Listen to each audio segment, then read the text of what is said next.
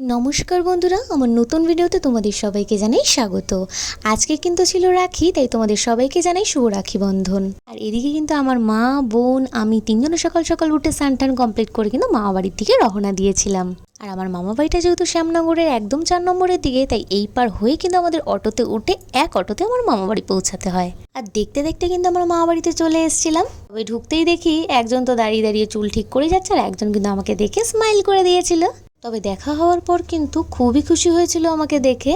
এর দর্শন তো তোমাদের আগেই করিয়েছি, এটা আমার বড় মামার মেয়ে, ও কিন্তু ভীষণই কিউট। আর আমরা গেছিলাম বলেও কিন্তু খুব আনন্দিত হয়েছিল। তবে এই বছর যেহেতু আমরা রাখি পরাতে পারবো না, তাই আমার বোন আর আমাকে কিন্তু আমার এই দুই দিদি রাখি পরিয়ে দিয়েছিল।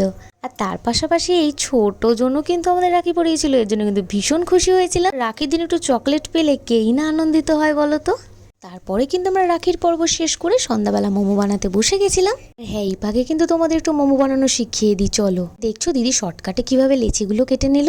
এদিকে কিন্তু পুর বানিয়ে নিয়েছিলাম বিভিন্ন ভেজিটেবলস দিয়ে, এছাড়া ডিম ছিল, চিকেন ছিল, সবকিছু দিয়ে। খেতে কিন্তু বেশ ভালো হয়েছিল। তবে আমি কিন্তু স্টিম এইভাবেই করেছিলাম, তোমরা যারা যারা এখনো ট্রাই করোনি তারা কিন্তু বাড়িতে স্টিম এইভাবেই করতে পারো। মোমোগুলো দেখতে কত সুন্দর হয়েছে দেখেছো। যেহেতু আমি হলুদ দিয়েছিলাম তাই মোমোটা দেখতে একটু হলদে হলদেই হয়েছে। তবে কিন্তু শুধু আমার নয়, বাড়ি ভর্তি সবারই কিন্তু ভালো লেগেছিল। তবে রাখি পূর্ণিমার এই প্রথম ভিডিও দেখতে তোমাদের কেমন লাগলো অবশ্যই জানিও। দ্বিতীয় ভিডিও দেখতে লাইক করো। টাটা।